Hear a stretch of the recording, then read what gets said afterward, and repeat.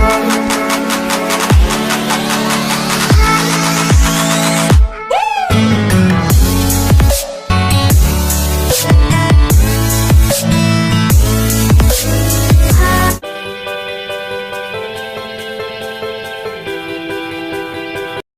warahmatullahi wabarakatuh. Perkenalkan, nama saya Muhammad Jafar Sodik, NIM 18220161. Di sini saya dari kelompok 7 akan menyampaikan materi tentang yaitu administrasi dan keuangan usaha. Apa saja sih yang ada pada administrasi dan keuangan usaha pada materi ini? Yaitu yang pertama, ruang lingkup manajemen keuangan. Kemudian yang kedua, administrasi dan pembukuan, pencatatan transaksi keuangan dan pelaporan penganggaran serta perpajakan di Indonesia. Kemudian yang terakhir yaitu manajemen risiko. Di sini saya akan menerangkan tentang materi pertama, yaitu ruang lingkup manajemen keuangan. Apa sih manajemen keuangan itu? Manajemen keuangan atau dalam bahasa Inggrisnya yaitu disebut dengan financial management adalah suatu proses merencanakan, mengatur, mengerahkan, dan mengendalikan keuangan seperti pengadaan dan pemanfaatan dana organisasi atau perusahaan untuk mencapai tujuannya. Menurut pakar yaitu Howard dan Upton, manajemen keuangan adalah aplikasi prinsip umum manajerial pada area pengembalian keputusan keuangan. Jadi pada dasarnya yaitu manajemen keuangan adalah suatu kegiatan yang di dalamnya melibatkan suatu perencanaan, penganggaran dana, pemeriksaan, pengelolaan, pengendalian, serta pencarian dan penyimpanan dana yang dimiliki oleh suatu organisasi atau perusahaan.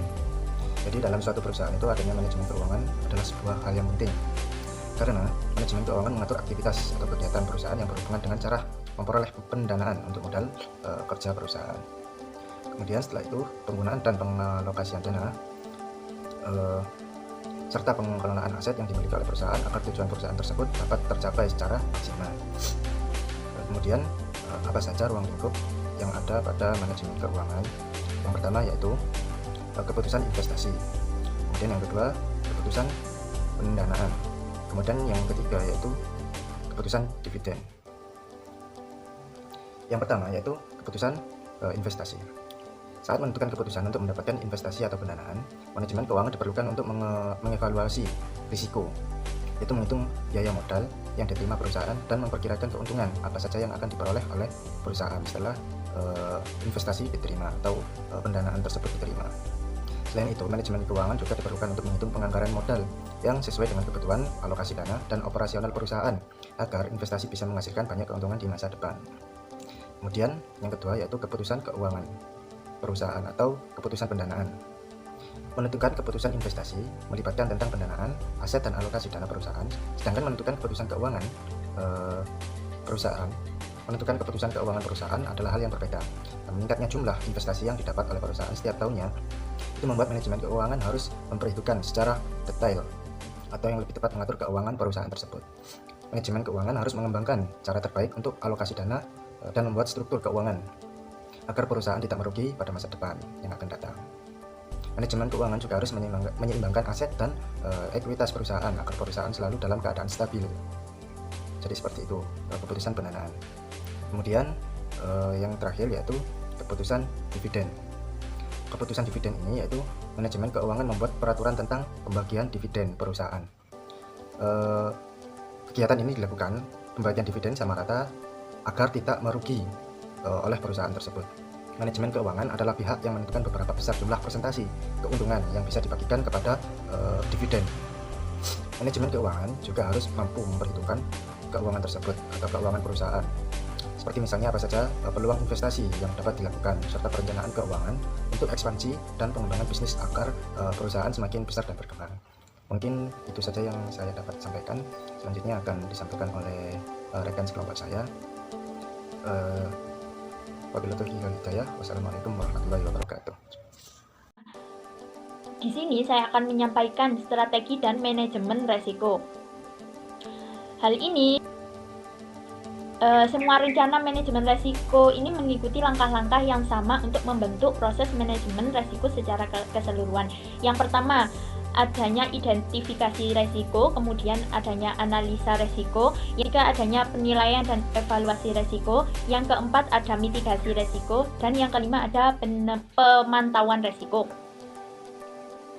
Nah, setelah resiko spesifik perusahaan diidentifikasi dan proses manajemen resiko telah dilaksanakan, ada beberapa strategi yang berbeda, mana perusahaan dapat mengambil dalam hal berbagai jenis resiko. Yang pertama yaitu menghindari resiko, yang kedua mengurangi resiko, yang ketiga membagi resiko, dan yang keempat mempertahankan resiko.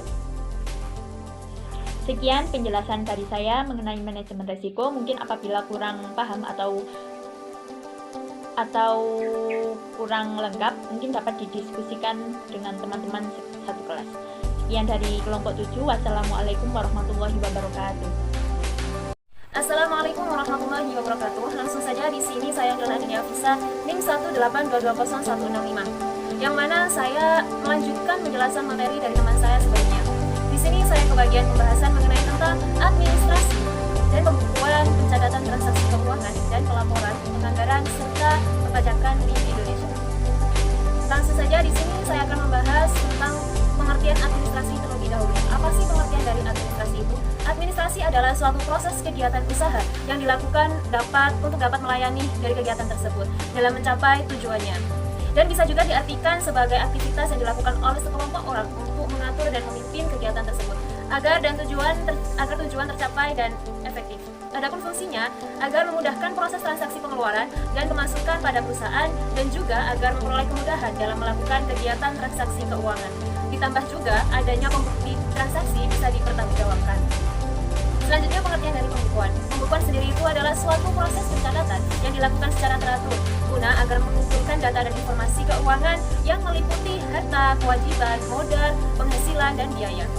Dan harus kita ketahui itu semua bisnis itu pasti membutuhkan suatu pembukuan dalam segala bisnis maksudnya. Seperti mengetahui besarnya keuntungan atau kerugian. Dalam hal ini itu disebut juga sebagai hal yang sangat penting dalam menjalankan sebuah bisnis. Karena memang dalam menjalankan sebuah bisnis yang dicari ialah keuntungan.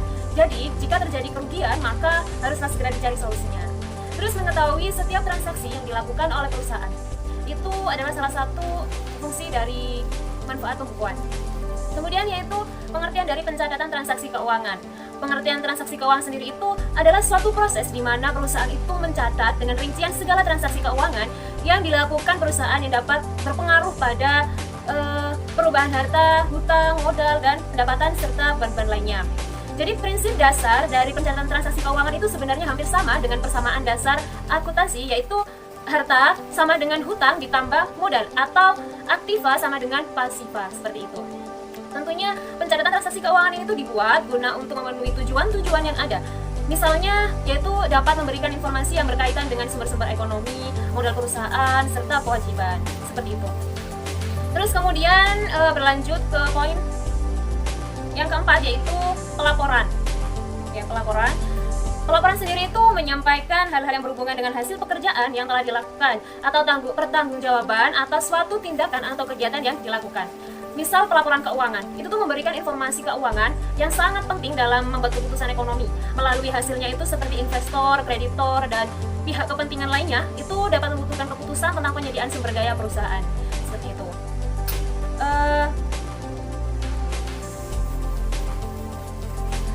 Terus penganggaran. Penganggaran itu apa sih? Penganggaran adalah suatu rencana kegiatan yang dinyatakan dalam ukuran keuangan. Jadi penganggaran itu juga termasuk dalam konsep pengurusan keuangan. Jadi penganggaran itu memainkan peran yang sangat-sangat penting dalam perencanaan, pengendalian, dan pembuatan keputusan.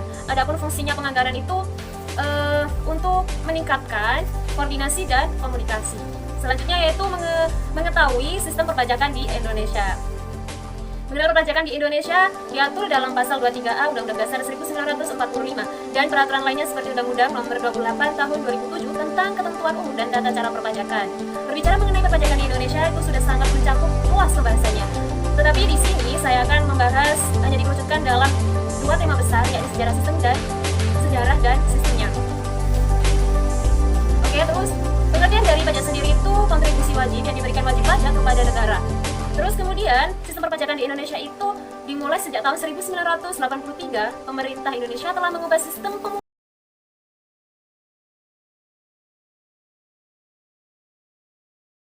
tersebut, yaitu terletak pada dua sistem pemungutan pajak, yaitu wewenang menetapkan besaran wajib pajak. Terus Itu yang official assessment. Untuk yang self assessment itu wewenang pajak itu ada pada pemerintah. Kurang lebihnya hanya itu yang bisa saya sampaikan. Apabila ada sedikit kurangnya, saya mohon maaf yang sebesar-besarnya. Terima kasih. Wassalamualaikum warahmatullahi wabarakatuh.